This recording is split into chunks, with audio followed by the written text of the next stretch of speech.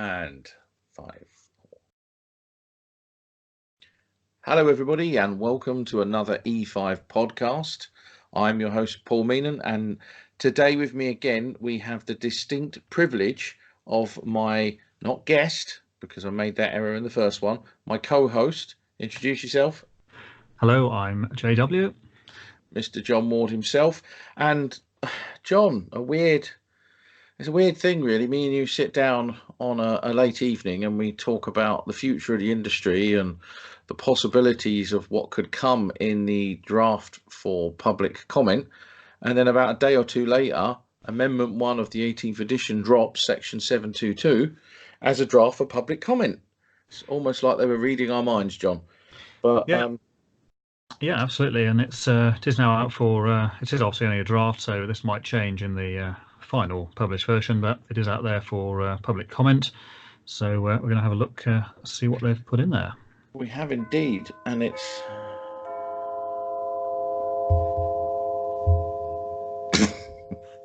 Did you hear that? Yes. Shall we start that one again? Mm. Right, let's start again. Sorry, John. That's the front doorbell because that's my dinner turning up. Oh, dear. Hang on a minute. Hang on.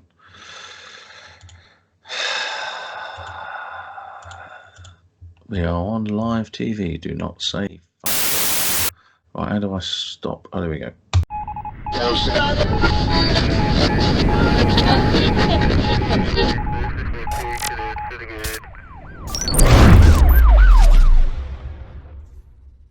Hello, everybody, and welcome to another E5 podcast. I am your host for this episode, Paul Meenan, and my co-host today is... Hello, I'm JW. Mr. John Ward himself. This is our second outing at this, John. Only a week ago, we were sitting recording this, talking about the future of the electrical industry and the possibilities with EV charging and the new Amendment 1, which we were told is coming at a vast pace. And lo and behold, about 48 hours later, BSI and the IET drop the new Amendment 1, Section 722. So we've been able to have a review and we have our views and opinions. So we thought we'd pick back up and give all you guys a summary of what is a draft. But more importantly, if you're listening, make sure you have a read and air your views, because this is really controversial on social media, EV charging. Yeah, so the draft is now out, and bear in mind, this is a draft, so it may be slightly different from whatever they publish as the final version, but it is out there and it's actually for public comment, so you can actually go and comment on this should you want to. So we'll have a look through and see what kind of stuff they've put in there. Indeed, and it's a bit of a damp squib, to be honest with you, John, because the first time EV turned up, if I remember rightly, is Amendment 2 of the 17th edition.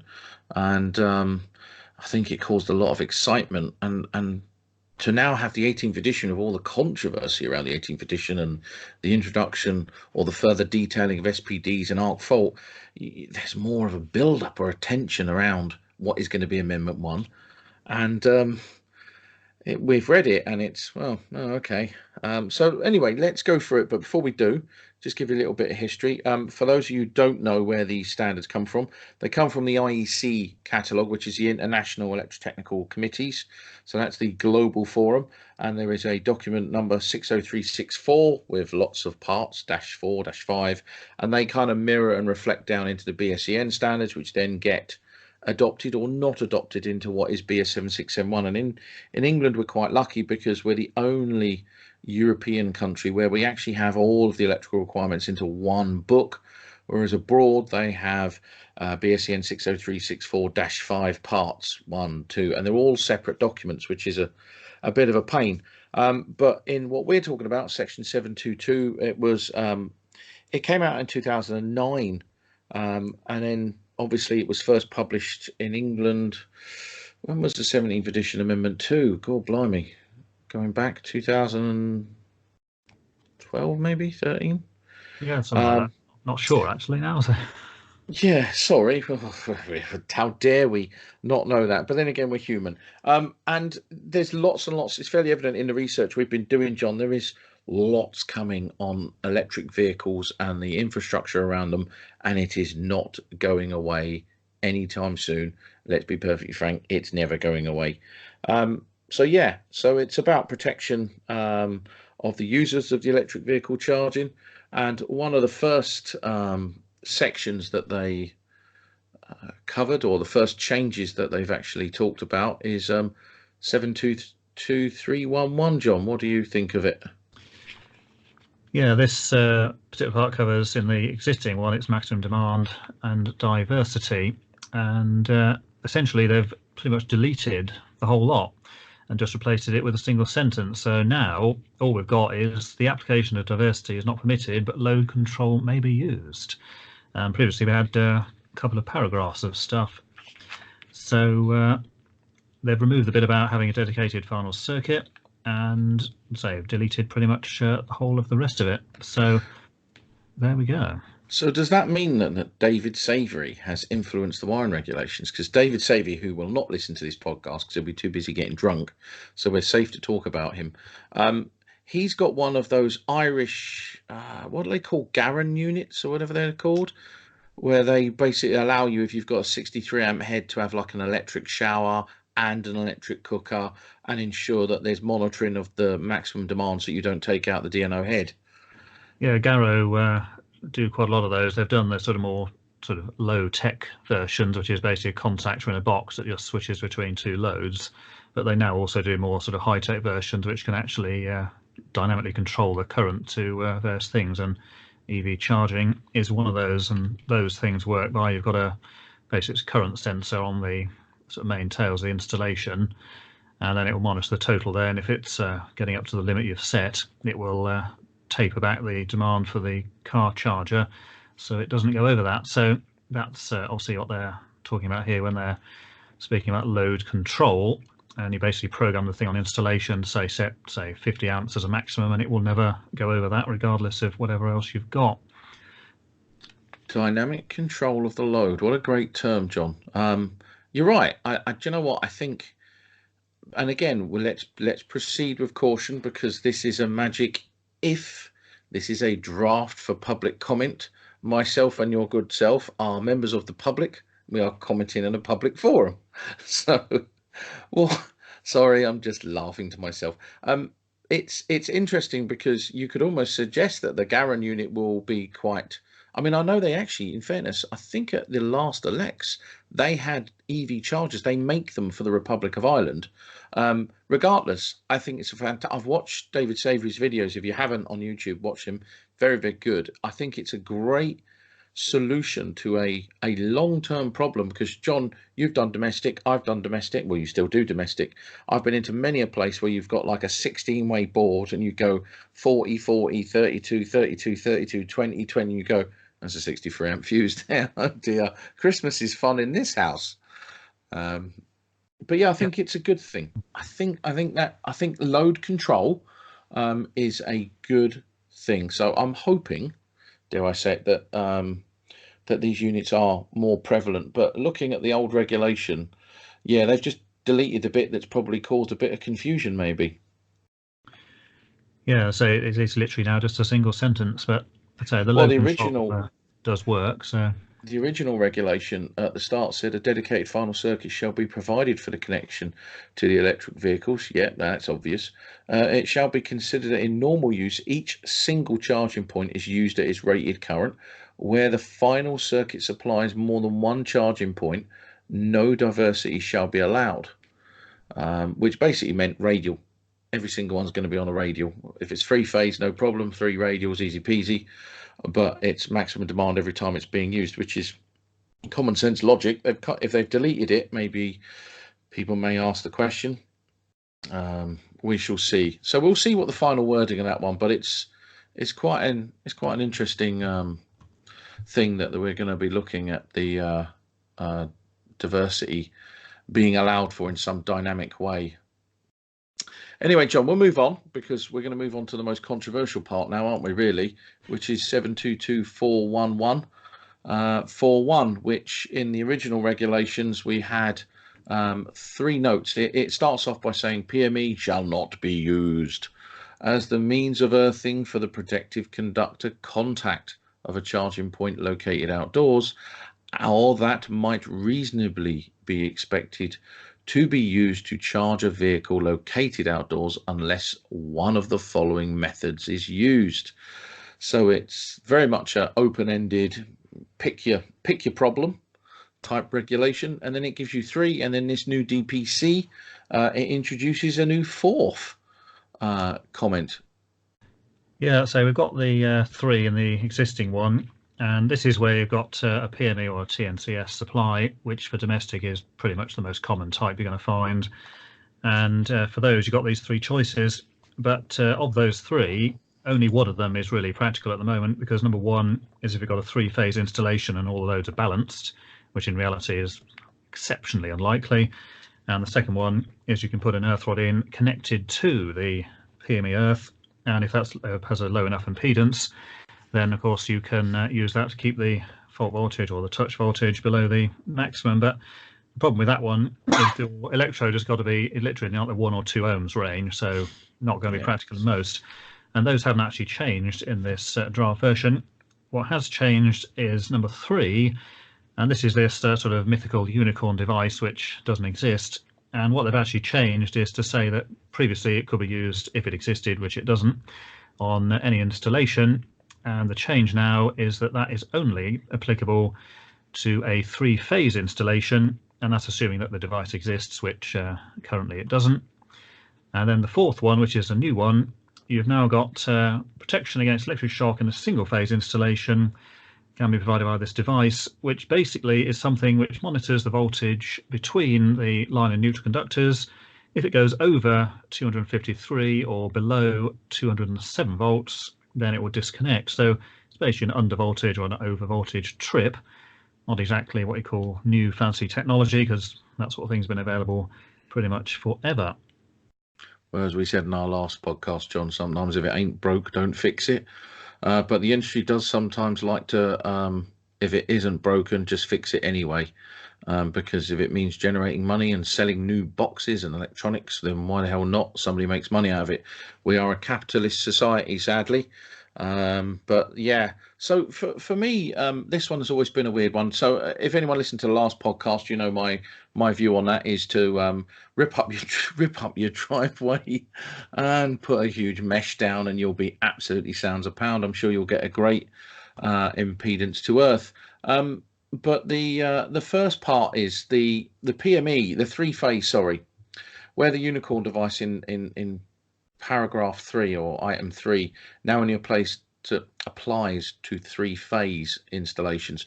So there's a company called Mate, who we're not sponsored by them, and they haven't even given us one of these units, but they have a technology called OPEN, which we can only assume is this mythical unicorn technology. And they actually have some videos online where they show a simulated 3-phase fault and the technology working, because obviously there's a balance. It's all about balancing across the phases and having an earth reference that they can measure against. But on single phase you can't, and there's also a small demonstration of how on a single phase supply to a house it may not work. But that's about as far as they go. I think their videos give more questions than answers, to be honest with you, and I still think there's a lot of questions around this technology, to be honest with you, because what this seems to do, John, maybe I'm going mad here, but this seems to be, this fourth insert seems to be a device which disconnects voltage live and neutral. That's fine. So in fact, you know what, I'll actually read it out. Protection against electric shock in a single phase is provided by a device or means of functionality included within the charging equipment, which electrically disconnects the vehicle from the charging point within 5 seconds in the event of the utilization voltage at the charging point between line and neutral being greater than 253 or less than 207. So as you rightly said, under voltage or over voltage protection. But what else does it give? Because it's quite open. This really does read as long as the manufacturers give you something that says it will work, then and again, bearing in mind with BS 7671, you can always depart from it, and you have to follow original equipment manufacturer's instructions. It just becomes quite loose, which, if the cynic in me, as a chartered fellow of the IET, is slightly cynical, I would suggest that this really does help the rollout and the faster installation of EV charging points around the country, and it all then sits on the manufacturers, who, as an experienced electrical contractor and client and engineer, when we've gone and installed stuff and it's failed, they tend to blame the electrical contractor for not following some vague line in the back of their instruction manuals. What's your view on this fourth one, John? Because it just doesn't work for me. Yeah, so this doesn't actually change a whole lot, because even at the moment you can buy charging equipment which has got some kind of technology in it. I think PodPoint is one of them that does it. Yeah. And they actually say in their instructions that, yeah, this doesn't comply with BS 7671, but you can put it down as a departure because they're saying that it does the job and it's going to all be safe and wonderful. So this doesn't actually change a whole lot, other than it's got this bit extra put in about the voltage going outside of those particular limits. And say at the moment you can pretty much get that thing anyhow. And there's also a note to this particular section which is fairly wordy there, but it says BS 7671 does not deal with the safety requirements of the construction of electrical equipment, and where equipment to be used is not covered by a British harmonised standard or is to be used outside the scope of its standard, the manufacturer of the equipment must ensure that the equipment satisfies the safety objectives of the relevant directives, as it will not benefit from a presumption of conformity afforded by the appropriate product standard. So again, it's all lumbering it back onto the manufacturer to say, yeah, this is all wonderful and it's going to do the job. It's not something that's actually going to be covered on this regulation here. Yeah, something, it just doesn't, it doesn't seem right for me, John, to be honest with you. So yeah, 722411, in the hands of the manufacturers. Lots of reliability questions on it, I would suggest. There's obviously it would appear there's quite a bit of content deleted, some wording changes. It's not a massive change of a document, really, is it, compared to what we've reviewed, apart from one interesting bit in regulation. Again, one of my favourite items, regulation 722.531.3101. It just rolls off the tongue so well, doesn't it, really? And in the current 722, it says each charging point shall be supplied individually by a final circuit protected by an overcurrent protected device. Yep, no problem at all. And then if you go further down to 722.55101.0201.1, hang on a minute, no, I'm looking at the wrong regulation. It's 722.531.2.101. Except for circuits using the protective measure of electrical separation, each charging point shall be protected by its own RCD of at least type A, which is quite interesting, John, because that has changed in this one. It says the appropriate measures for connection points shall be as follow: RCD type B, which if you're a millionaire, great, type B, or type A in the case of DC fault current above 6 milliamps. But that's changed, hasn't it, John? There's a slight amendment in that now. Yeah, what we've now got is the type B as before, which, as I say, are ridiculously expensive, and that's assuming you can even find one that you can fit. And then now we've got an RCD type A or a type F in conjunction with a residual direct current detecting device, which is abbreviated to RDC-DD, complying with BS IC 62955 as appropriate to the nature of the residual and superimposed currents and recommendation of the manufacturer of the charging equipment. So we come back to this thing about the manufacturer of the equipment again, which is where most of these changes seem to be going towards. Yeah, I've got a confession. I haven't actually read BS IEC 62955. I shall go and jump out the window when this conversation's over. Forgive me. Type F is interesting because Type F, for those who don't know, Type F is an RCD with characteristics built into it for high-frequency connected loads, which straight away, John, tells me that there must be some sort of back EMI, back EMF, whatever you want to call it, which could also be affecting these cars. Maybe it's something that's being induced via the control wire, because obviously a lot of the EV charging cables now, they have a communications wire. So I'm just wondering, that's quite a change, because let's be honest about it, you can't go into Screwfix and buy a Type F.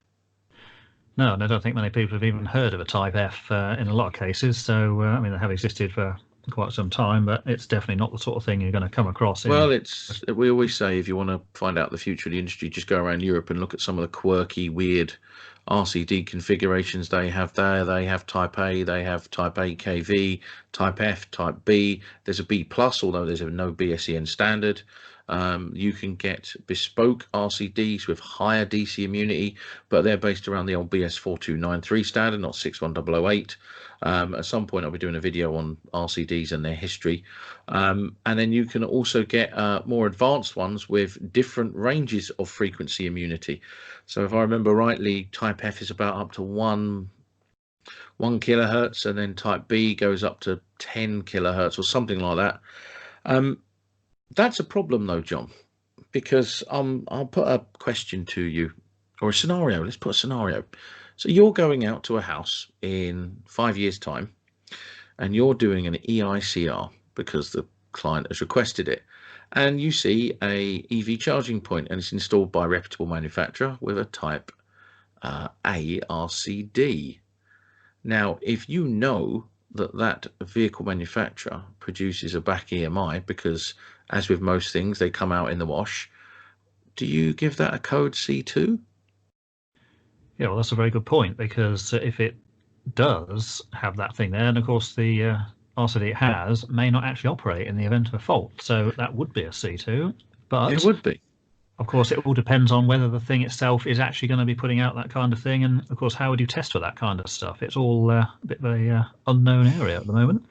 And this is my bugbear, John. Is we're so used to types of breakers, Type B, C, and D. We're only now growing our knowledge of protective devices, where we're now looking not just for the domestic 60898, but for the commercial industrial 60947-2.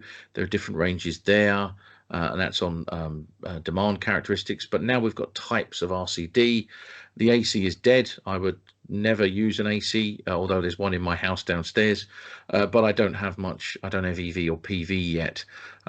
Type A seems to be the minimum, which is great, but this BSIEC 62955, I think that might be something we need to look into, John, because it may be that we have to now look at the product or the EV charger type. We may have to research that, and if that RDCDD, which again a new term, residual current direct current detecting device, if that isn't in that EV charging point, then surely that would possibly be a C2 without a doubt.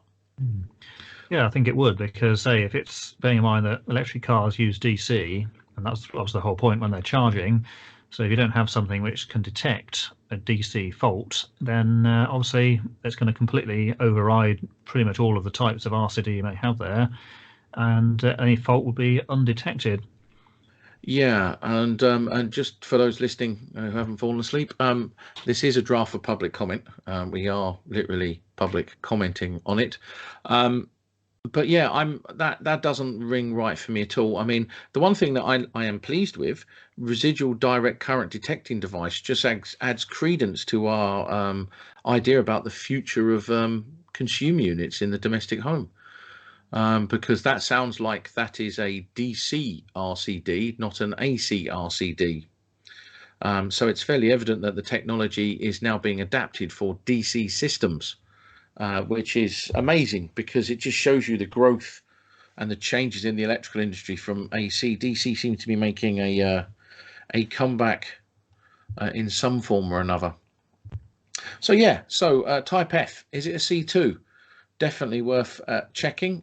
For those of you installing it now, might be worthwhile reading up on this, because the guys who are doing the installs at the moment are the really competent ones. And the guys who know their kit, trained by the manufacturer. Might be worthwhile, if you're going on a manufacturer's course, asking them some questions on their views as to whether or not this could potentially be a problem. The last thing you want to do is do an EICR on someone's house and then give them an unsatisfactory, even though their wiring is less than 10 years old, because of the RCD type, which I think in the next 10 years we're going to find more and more happening. Right, moving on.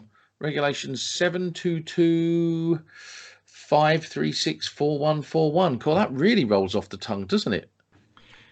Yeah, I don't know who comes up with some of these numbers, but they're absolutely ridiculous. Some of them, they just seem to go on and on forever. Yeah, it's a new regulation that covers selectivity between RCDs, but that's covered already in the wiring regulations anyway. They've just put it in because it's a special occasions, which is going to be interesting, making sure that you get discrimination between two types of RCDs. But hey, you know, it is in there. There's some wording changes. Interesting one was the again rolls off the tongue, 7225101.5, which was the lowest height of the socket regulation. That seems to have been deleted. Yeah, this used to be, or is in the current version, that the lowest point or lowest height you would be mounting a socket outlet was 0.5 meters, or a maximum height of 1.5 meters from the ground, which seems common sense because you're obviously going to be obviously having to reach the thing, and that has been deleted completely. So apparently now you can put the socket wherever you like, so on the floor or 20 foot off the ground or wherever you like. So it seems a bit strange to get rid of something like that. So not entirely sure why that's been removed, unless of course that was a horrible mistake and it was in fact supposed to be left in after all. Yeah, so there's a British standard called BS 8300, which is about accessibility and inclusivity in infrastructure. Part M in the building regulations. Evidently, they didn't get the memo on this one. So if you are going to do a comment, I wouldn't be putting an EV socket less than 0.5 meters from the ground. I mean, my socket outlets in my house are 600 mil from finished floor level, but that's just because I'm pensioner proofing it, to be honest with you, John. So yeah, so that could have been. I don't see why they've got rid of that. I just don't understand. Yeah, it makes no sense at all. I mean, it's just common sense. You would put it at a sensible height, and just not even amending it. It's just mysteriously disappeared. So I think we'll probably go on to, I think, my favourite ever regulation number in the history of the book. Okay, deep breath for this one. 722-551-101-0-201.2. No, that's not my phone number. Oh my God, that's a long number. It's a bit of a strange one, really. Each socket outlet should be installed in the distribution board in accordance with Regulation 72251. There's a line here which, do you know what? I don't think I've ever really noticed it before, actually. And it says, portable socket outlets shall not be used, but tethered vehicle connectors are allowed. Okay, so if it's made by the manufacturer, yes. If you make it yourself, no. I assume that's just to get rid of extension leads. Yeah, I presume that's what it is. It's you have your vehicle connector. It's got a thing on the end anyway, which is equivalent to a kind of a socket. I never noticed it, John. I never noticed it at all. Do you want to show? It's in the current edition as well, but it just, yeah, again, I suppose it's a little bit of a cop out, really, to be honest with you. It's a weird one. The manufacturer stuff, yeah, okay.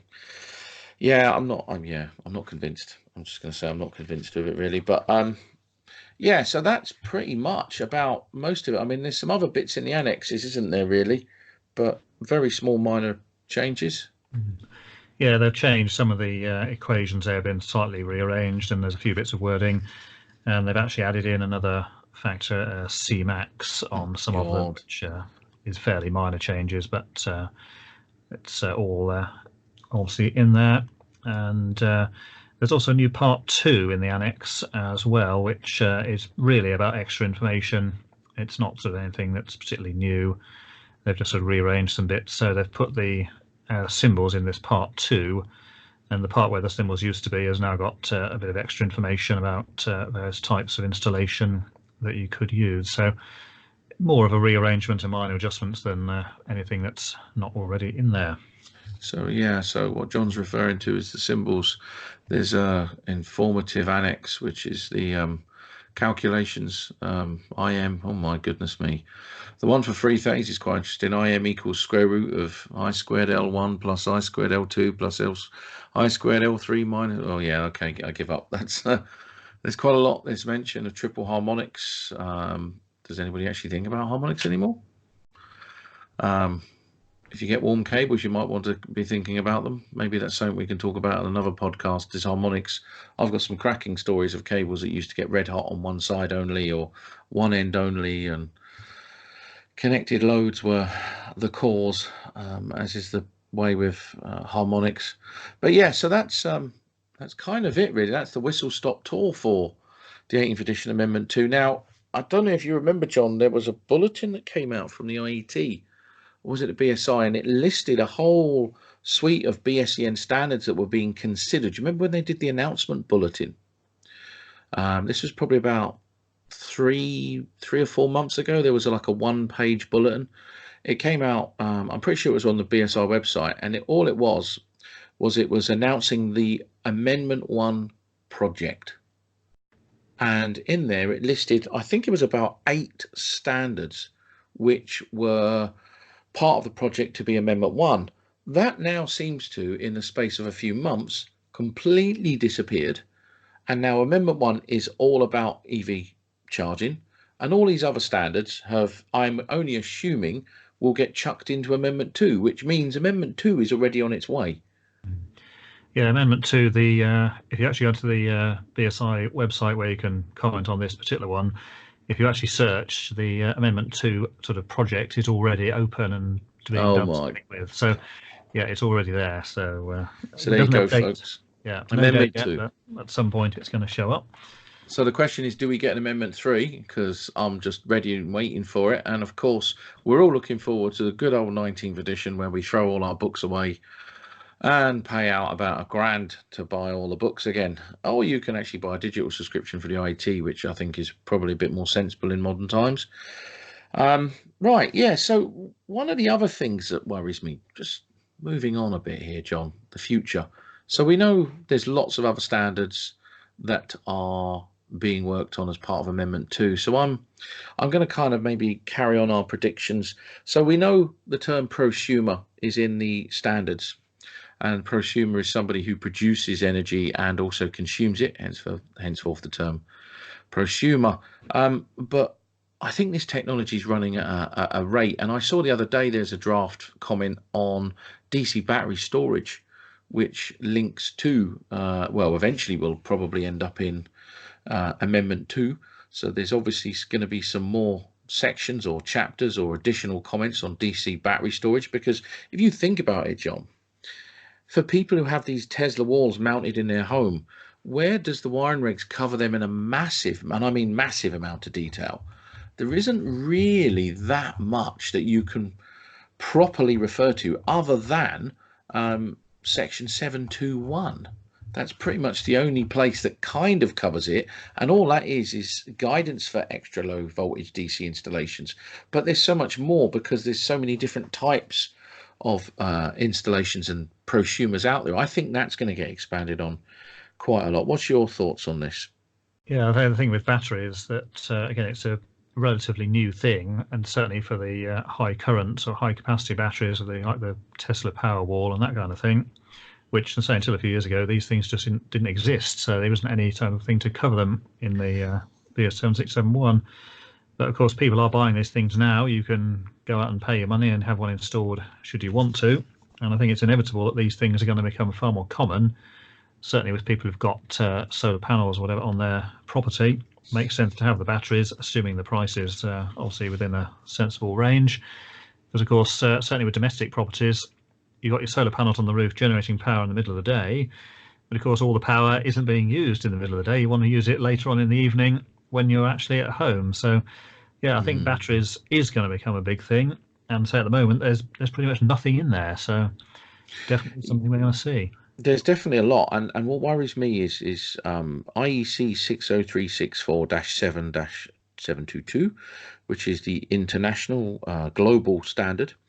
In the second edition, which is fairly new, it recognizes wireless power transfer, John. Now, this scares the hell out of me. I mean, I've got a phone charger wireless pad, and that's about as much as I ever want.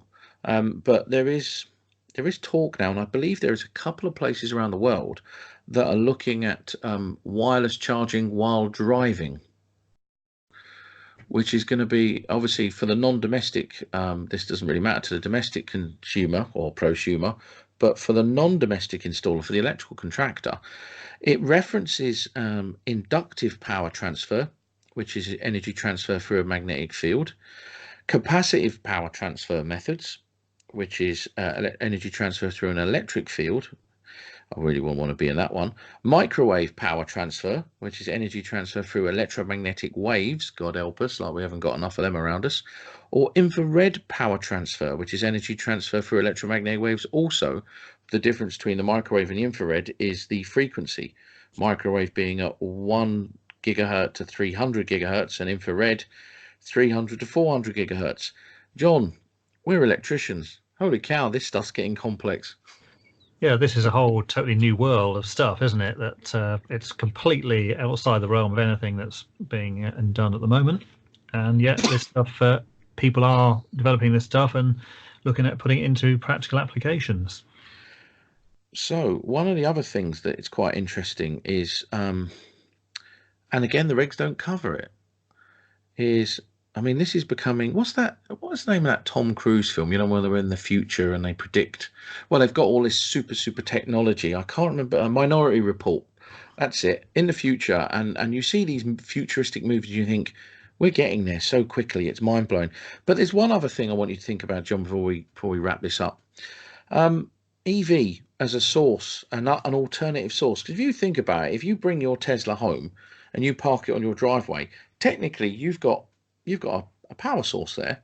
When you're plugging it into the electricity network, you possibly could be backfeeding. And one of the things in, again, the IEC standard 60364, it introduces the requirements which cover where EV may operate as a source in parallel with other sources. And it actually states where electric vehicles are intended to feed back energy into electrical installations. I mean, hello, what? Seriously? So if you've got a car and you're going on holiday and you want to run the battery down, can you backfeed it back into your electrical installation? But again, I'm going off on one here. This is all possibilities. This is all technology and terms and phrases which is being discussed and spoken about. But it's, I tell you what, we're rewriting the rules here, aren't we? We really are.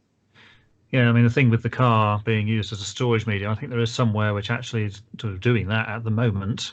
It's a little island or something somewhere, but basically it's just you got your solar panels, you got your electric cars plugged in, one can charge the other, and then if there's a lot of demand on the sort of local power grid, energy can come out your car that's just parked there and be used to supplement your actual local power requirements. So in that regard, you're going to have a charging point which works in both ways. So it's going to convert your existing power to your DC and your car batteries, and then do the reverse, take your power out of your car, put it back into your AC power grid. So this sort of stuff, again, it's not just a question of here's the thing you plug in to charge. It's then becoming part of the whole electrical installation, using it in both directions. It's a minefield, isn't it? So you can see why I predicted that we're going to be looking at DC protection. It's going to get, I think it's going to get a lot more complex. But I think the one thing that arc fault detection has taught me especially is the rules are being rewritten quite regularly. My only concern is the driver behind this, because this is about, okay, I want to give you a scenario. I'm going to say that there's a commercial aspect to this, not around the changes to wiring regs, because there's international committees. You know, the JPL committees, they're doing their job considering doing the due diligence public reviews. But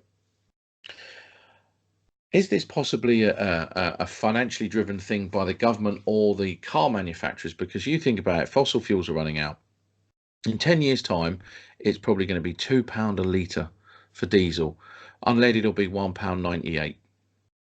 They're going to want to force people into electric cars because of these zero carbon targets. Because even though if you actually look at the carbon footprint of these batteries and how they're made and shipped, yeah, well, that's a subject for an entire podcast, because I think there's an irony in that. But is it possible that we're being forced down this road and the government are desperately trying to push this infrastructure because they know we're running out of fossil fuels, or they're being driven or commercially incentivized by car manufacturers? I mean, we know the City of Westminster, they had a massive influx of cash from Tesla. I was at a workshop where it was openly discussed. What's your view on it? Do you think we're all going to be EV in the future, whether we like to or not? Yeah, unfortunately, I think we will be. I mean, so the government's already announced that we're not going to be able to have electric or not be able to buy diesel and petrol vehicles after a certain date. And I don't think it's going to take that long, because if you look at all the manufacturers of vehicles, they're already saying they're going to scale back on production of conventional internal combustion engines already, never mind what the government in various countries may actually say. So yeah, I think it's fairly inevitable we're going to get down that route of electric vehicles. And the other thing which fits in with all of this is smart meters, because the government shoving those out like you wouldn't believe at everybody's expense. And of course, the whole point of that is to better control what people are using. And more importantly, instead of saying your electricity costs this much, whatever the time of day, it's going to be this electricity costs a certain amount depending on what you're using it for, and also the time of day you're using it, and a whole load of other factors. So yeah, there is definitely a lot Smart of meters. stuff. Smart meters are a curse, mate, to be honest with you. I have had the pleasure in the last day of telling my energy supplier to go and take a running jump. And when they asked me why, I told them why. And of course, they had no comment. I don't agree with smart meters. Well, more importantly, it's just because of the 5G connection, to be honest with you, and the ability to switch your power supply off to protect the grid. Again, I know these changes are happening, but society seems to be full of private companies telling us what to do, how to live our lives. They're running our infrastructure and they are protecting their revenue streams. And electricity to me is a basic human right in a first world country. You know, years ago, meter inspectors, I'm going back here now, but when you were an electricity board installation inspector, you could pull a fuse if a fixed wiring looked dangerous to you. And then it all went mad, and it was, you know, discriminatory to take away people's access to power. But we have never in this country faced the real challenge, and that is the age and the condition of the existing distribution network. You know, we talk about rewiring people's houses, but when is the grid and the LV distribution system's going to get upgraded? They're not. They'll just run to failure. Henceforth, the amount of pen conductor failures, and we are as consumers being forced to mitigate for the dangers that are arising in the grid, which I think is socially and morally wrong. Sorry if it sounds like I'm on a crusade, but I just think it's bullshit given the amount of money we spend on taxes and everything else. Everything seems to be a chargeable one. What's your view, John? You don't have to have one, but yeah, so it's you're quite right about the infrastructure. And I say it's literally in some cases 70, 80 years old, and it's just sitting there waiting to blow up, and it's already been grossly overloaded. And it seems that smart meters are now going to be used as a sticking plaster to sort of cover up the fact that there isn't enough power to go around. So that's certainly the main drive, I think, for installing them. But yes, we can probably do smart meters in an entire podcast on its own at some point. Should we want to? Over my dead body. I'd rather see you take one apart, John, and blow it up, to be honest with you. That would be probably your highest watched video, the sacrifice of a smart meter. I was at an event, and I said this to the head of Beamer. I went to an ECA event, funnily enough, a year ago, and the head of Beamer was there, and there was a guy who was talking about smart meters, who was on one of these committees that wrote the government policies and plans. And he basically said, smart meters are happening, get used to it, you know, there's no point moaning about it, etc., etc. But I'm still a cynic, because there is a Department of Trade and Industry report, which I think I may have sent you, and buried deep in it, it actually talks about RCD and the effects of DC on RCDs, because as we know, they stun, saturate, shock, blind, whatever term you want to use. The solenoid within, not solenoid, what am I talking about? The iron core within, or the electronics, and well, they make it not work, which makes the installations really unsafe. But there is a line item in it that talks about smart meters and the possible saturation effects of DC on smart meters, because obviously they're using some of the same technology now as RCDs do. And toroids, that's it, toroids. So they've got toroids in them. And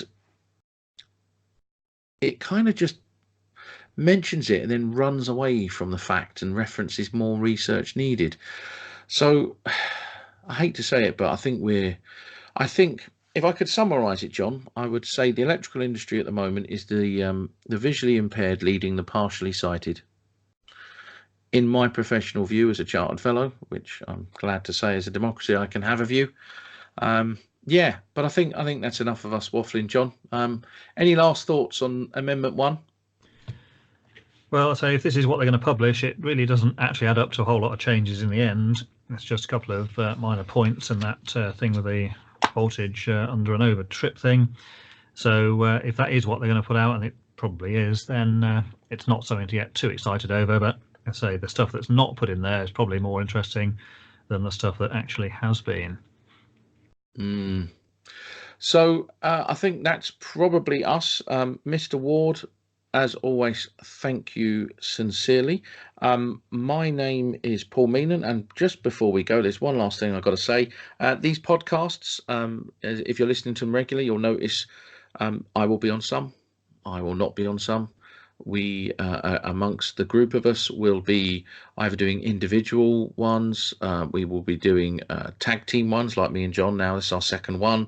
Paul Skirm will be doing some with Dan. I'll be doing one with Dan. I've got one coming up where we talk about fire. Ryan will be doing some. Hopefully, John, maybe you'll do some with some of the other lads when you get a free moment where we can discuss other issues.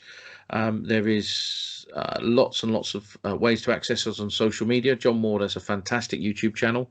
So if you just check out John Ward on YouTube, he also has a website, flameport.com. Us as an E5 group, we have Twitter, LinkedIn, Facebook, YouTube. If you have any ideas or subjects you want us to talk about, I think what we're going to do, John, with these podcasts is we're probably going to do some techie chats or reg chats, and then we're going to do some other ones where we just kind of chew the fat and just get to know each other and discuss our views and thoughts on the industry. So hopefully you'll be involved in lots more of them or hosting some of them for us. Yeah, certainly can do. So hopefully we'll make some more for this one. These are now available on Apple as well. So they are. We're on. Finally, we had to beg and plead, or as Dave says, push it to Apple. So we're now. I'm very proud to say that we have a podcast on Apple Podcasts. It is also on Spotify, and the system we use is a system called Anchor, which is free. Which is good, so we don't actually have to pay for anything, which means we don't need to be sponsored, which is a cool thing. We are doing this as a voluntary thing. We would just like to impart our thoughts, knowledge to help other engineers and electricians work the problem. Right, that's enough for me. John, you can end this. Thanks all, everybody. Yeah, well, again, thanks for listening to this one, and until next time, we'll hopefully hear you again in the future.